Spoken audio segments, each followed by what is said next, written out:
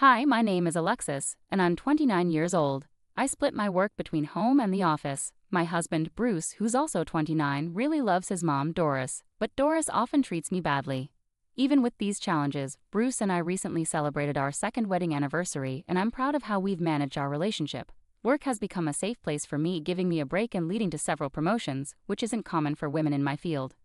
Right now, I'm on a business trip in Europe, attending important meetings. During one meeting, my phone, which was on silent, started vibrating a lot. It was unusual, so I thought it might be an emergency, especially after seeing 5 missed calls from Doris. Worried, I stepped out to call her back. Just as I was about to, she called again. "Hello, Alexis, where are you?" she asked, sounding annoyed. I didn't like her tone, but I answered anyway. "Hi, Doris. How are you? Is everything okay?" "Where are you?" she repeated, clearly impatient. Even though she was being irritating, I was in the middle of something important and didn't want to argue. "I'm sorry, Doris, didn't Bruce tell you? I'm in a meeting on a business trip. Can we talk later?" I said gently. "Bruce mentioned it, but what are you doing leaving your house and husband alone? Come back home immediately," she demanded. As usual, her demands were sudden and unreasonable. "I'm sorry, Doris, but I'm busy with something crucial and can't leave," I started to explain, but she cut me off. "You're so controlling, even though you're just Bruce's wife. I don't care about your excuses. Come home right now." Her words were harsh, but I had to stay calm for the sake of my job. Today was turning out to be more important than I expected. "Do you realize what today is?" I asked, confused. Doris, with a slight smirk, revealed, "We're celebrating my 62nd birthday today." Her tone was a mix of triumph and expectation. This surprised me because I thought her birthday was later in the month. It was even more surprising since I was on a business trip. My husband and I had planned a special dinner at a fancy restaurant to celebrate her milestone birthday later on. I was getting tired of Doris's constant attempts to control things, which seemed to get worse every year, especially when she knew I was busy with important work. "As I mentioned, I'm currently away on business, so I won't be able to make it back home," I explained calmly. "That's amusing," she replied sarcastically. "I spoke to Bruce earlier, and he's taken the day off for me. All the relatives will be there, but you, Alexis, are always buried in work. You seem so detached.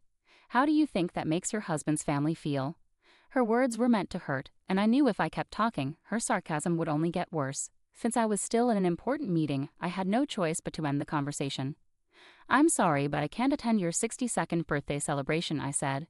Doris's tone suddenly changed. She took a deep breath, clearly frustrated. "Fine then, I won't consider you part of the family anymore. Don't bother coming back. It's like a divorce. Bruce deserves better," she declared, her words sharp and painful. Her harsh remarks left me both angry and upset, but I refused to argue over the phone. "All right, we'll discuss this when I get back." "I'm sorry, but I need to go now," I replied. Doris snapped back, "What's with that attitude? I told you not to come back. I'll just talk to Bruce myself," and then she hung up. Drained from the interaction with my mother-in-law, I returned to my meeting, taking a deep breath after 3 more days of back-to-back meetings. I finally headed home, feeling angry and frustrated the entire way because of the fight with Doris. I barely remember the drive. When I opened the front door and called out, I heard my husband Bruce say "Welcome back" in a tired voice. I took off my heels and walked into the living room, leaving my luggage by the entrance. There, surrounded by cardboard boxes, was Bruce, sweating as he sealed them with tape. "What's with all the boxes?" I asked, curious. Bruce explained that the boxes were packed with my things. He told me that during Doris's 62nd birthday celebration, the day she called me, she announced to everyone that I had ignored her birthday and been rude on the phone. She even told the relatives that she wanted me divorced and sent back to my parents' house because I wasn't a good match for her son. This was typical of my mother-in-law, so I asked Bruce for more details. "And then what happened? Did your mother tell you to get a divorce and you just agreed to it?" "No, I didn't exactly agree," Bruce replied, sounding exhausted. "But she insisted that I pack up your stuff." I felt cornered. What was I supposed to do? He stopped packing and looked defeated. "What do you mean you didn't argue with your mother? Does this mean you're okay with the idea of us getting a divorce?" I asked, feeling confused and frustrated. Bruce then shared that his father, Russell, had also sided with Doris, telling him, "If Doris is upset, it'll be hard on you. Best to just do what she says." So Bruce had reluctantly gone along with the idea of a divorce. I was shocked at how easily Bruce seemed to accept his mother's decision. "What is wrong with your family?" I wondered aloud. "Your father is controlled by your mother, and you just blindly follow her too." It felt like no one was on my side. Finally, Bruce said, "What my mother decides is final. It's only until she calms down and things settle. This divorce isn't real. "I'll come for you when things are better," he added, looking at me with pleading eyes. I wished he would direct that pleading toward his mother instead. How could a grown man like Bruce be so afraid of his mother? I thought, feeling a mix of disappointment and disbelief. It seemed like there was no saving this situation. I almost felt ashamed, wondering what I had ever seen in him. As I thought about everything, I realized that maybe this was an unexpected chance for freedom. Staying with Bruce meant constantly dealing with Doris's hostility and her endless talk about divorce. Maybe separating was actually a blessing in disguise. I was perfectly capable of taking care of myself, and living alone wouldn't be a problem. With this new clarity, I faced Bruce and said firmly, "Let's go ahead with the divorce." Afterward, I called Doris. It took several tries, but she finally answered. "Hello," Doris said. I responded softly, "As you wish, we're getting a divorce." Doris's voice was unnaturally cheerful as she replied, "Yes, please leave. Finally, you realize you're not good enough for Bruce. I'm so relieved. Don't worry, I'll find him a new wife who is obedient, pretty, and nice to her in-laws." Her words were full of a misplaced sense of victory as she added, "I'm sure Bruce will be just fine. I'll take care of him until he finds his next wife, so you don't need to worry about that," Doris said, dripping with sarcasm. After hearing enough of her attitude, I told her, "Well, don't misunderstand. It's not just about you." Still feeling good about herself, Doris snapped back, "Oh, you're just a sore loser. Don't worry about me or Bruce, Alexis. I've got the divorce papers from the city office and gave them to Bruce. Don't forget to sign them." Then, without another word, she hung up. Bruce, who had overheard my conversation, looked strangely relieved, which made me wonder if he really understood what was happening. "By the way, does your mother know you're actually a full-time house husband?" I asked.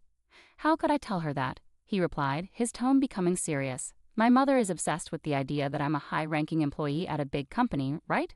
I nodded, thinking about his behavior.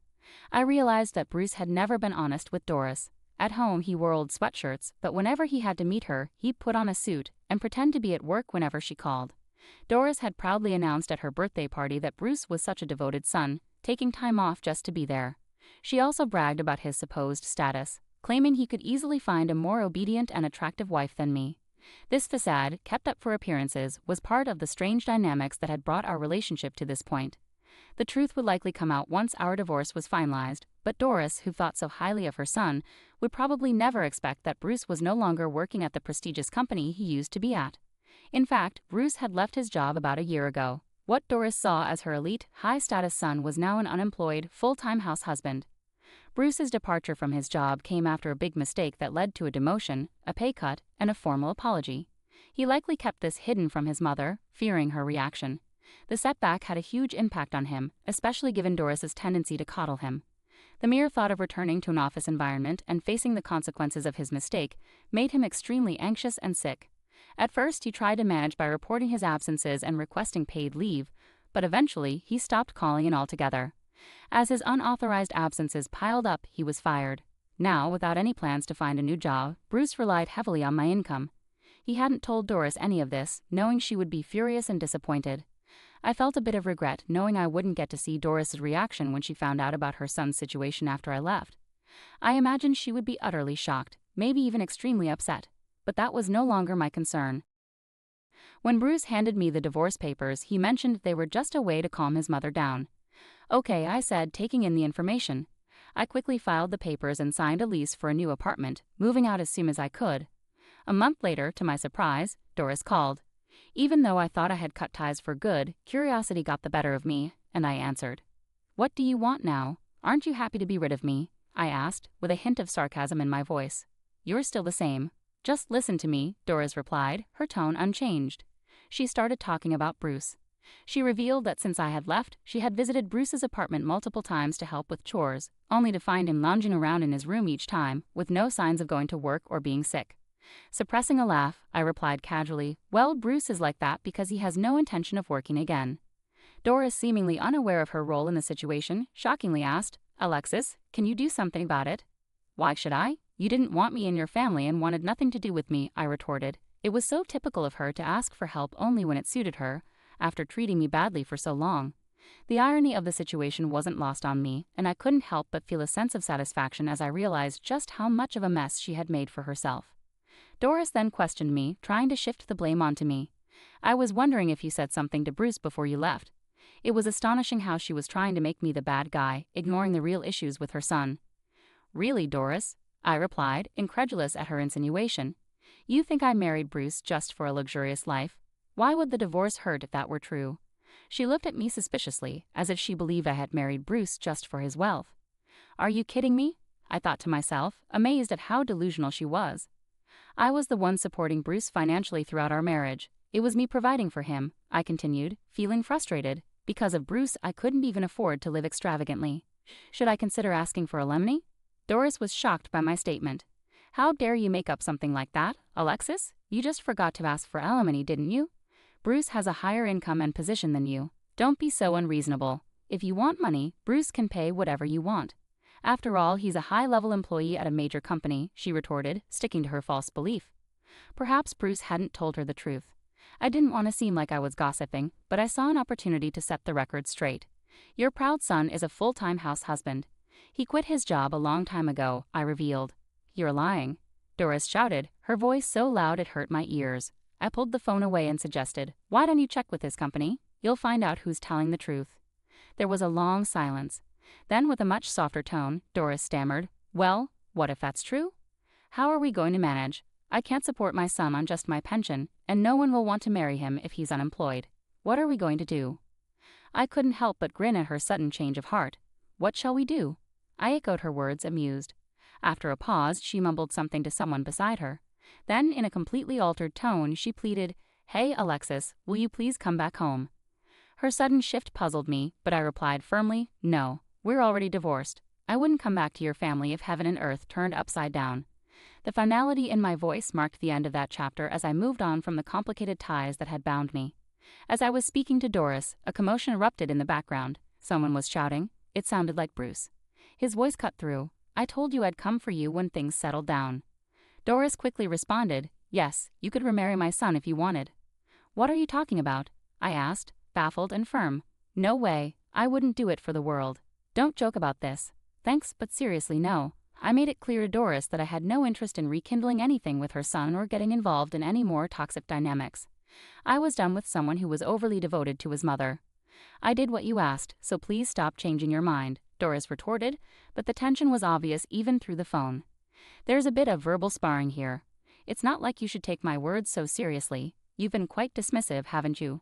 She added. I didn't think you'd go through with divorcing my son, she continued, her tone revealing her surprise at my firm rejection. In response to Doris' excuses, I said, well, I was just tolerating the situation.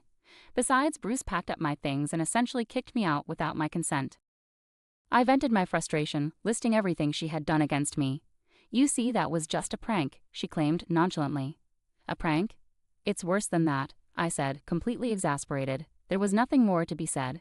Glancing at my watch, I noticed it was nearly 2:00 p.m. My lunch break had been wasted on this fruitless conversation. Ah, Doris, are you done now? I asked, eager to end the call. What, Alexis? What did you say? She replied, her voice suddenly sweet. Did Doris think that a sweet tone would soften my response? Knowing I wouldn't meet her expectations, I said firmly, I'm going to hang up now. I have another meeting in a few minutes and need to review some documents. As I began to disconnect the call, Doris persisted. Wait, Alexis. Hey, Alexis, say something. I could hear her shouting as I hung up, leaving the chaos and the unwanted pleas behind me. I was ready to move forward, free from the turmoil that had entangled me for too long. During the chaos of our phone call, Doris also took the opportunity to berate Bruce, scolding him for mishandling the situation and pointing out the consequences of his actions. It became clear that Doris was quick to blame everyone else for her troubles. Completely drained by her behavior, I ended the call and decided to block her number for good. Afterward, Bruce tried repeatedly to reach me. Seeing a clear path forward, I consulted my lawyer to seek alimony. Faced with the prospect of legal action, Bruce's family, likely anxious about the consequences, agreed to settle the alimony in a lump sum payment. It seemed my former in-laws had to advance the money, which left Russell and Doris consistently agitated with Bruce. They urged him daily to find a job, which only added to his frustrations. Ultimately, Bruce moved back into his parents' house because he could no longer afford his apartment rent. He blamed his parents for his situation, which was now straining their finances, including their pension and retirement savings. Like mother, like son, they continued to blame each other for their problems and refused to reflect on their contributions to the mess. They were even considering applying for welfare, a move I hoped would make them realize that their selfish behavior couldn't continue indefinitely. On a brighter note for me, the business proposal I made during my trip was accepted. leading to a significant contract. This achievement resulted in another promotion, a higher salary, and a more affluent lifestyle. Now enjoying the freedom of a rich bachelor's existence, I was relieved to be free from the torment of in-laws and financial dependence on family members. Reflecting on the past, if I ever consider marriage again, I will undoubtedly conduct a thorough background check to avoid any mama's boys or troublesome in-laws.